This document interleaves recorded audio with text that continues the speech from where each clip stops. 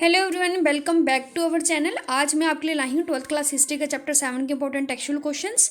Question number second है हमारा कि विजयनगर एम्पायर जो था वो अपनी पानी की ज़रूरतों को किस तरह पूरा करता था। ठीक है, तो कहते हैं कि जो विजयनगर की जो पानी की ज़रूरतें थी वो पूरी की जाती थी। जो प्राकृतिक द्रोणी होती थी जो किसके द्वारा बनाई जाती थी, तुंगभद्रा रिवर के द्वारा जो बनाई जाती थी उसके द्वारा। ठीक है, अब ये जो द्रोणी थी यानी कि ये जो नेचुरल बेसिन था ये नॉर्थ ईस्ट की तरफ बहता था और ये चारों तरफ से ढका होता था। जो शानदार ग्रेनाइट जो हिल्स होती थी, पहाड़ियाँ होती थी, उससे ढका होता था। और फाइनली ये कहाँ पे जाता था, ये रिवर तुंगभद्रा में जाता था। ठीक है, अब जो रूलर्स होते थे विजयनगर एम्पायर के, उन्होंने बड़े बड़े डैम बना रखे होते थे ताकि वो पानी को ज़्यादा से ज़्यादा क्या कर सके, स्टोर कर सके। उसके बाद उन्होंने अलग अलग आकार के जो थे जलाशय भी बना रखे होते थे। ठीक है, उन्होंने जो रिवर वाटर था उनको स्टोर करने के लिए, जो वर्षा का पानी होता था उसका इकट्ठा करने के लिए भी कुछ ऐसे अरेंजमेंट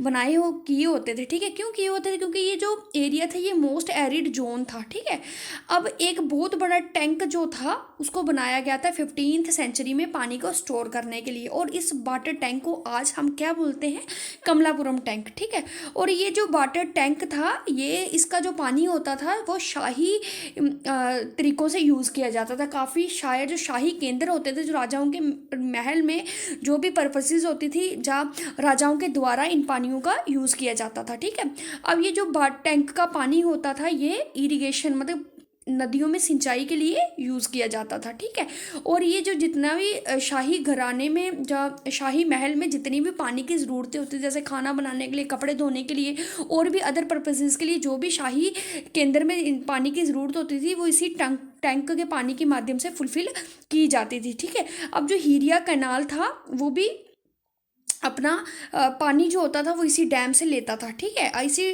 डैम से लेता था जिसको बाद में इरिगेशन यानी कि सिंचाई के कामों के लिए यूज़ किया जाता था। ठीक है, जो हीरिया कैनल होती थी वो अपना जो पानी होता था वो भी इसी डैम से लेती थी, जो कि तुंगभद्रा रिवर के ऊपर था ये डैम जो था। ठीक है, और इस पानी से वो क्या करते थे, इरिगेशन यानी कि सिंचाई के काम को पूरा करते थे। Thank you.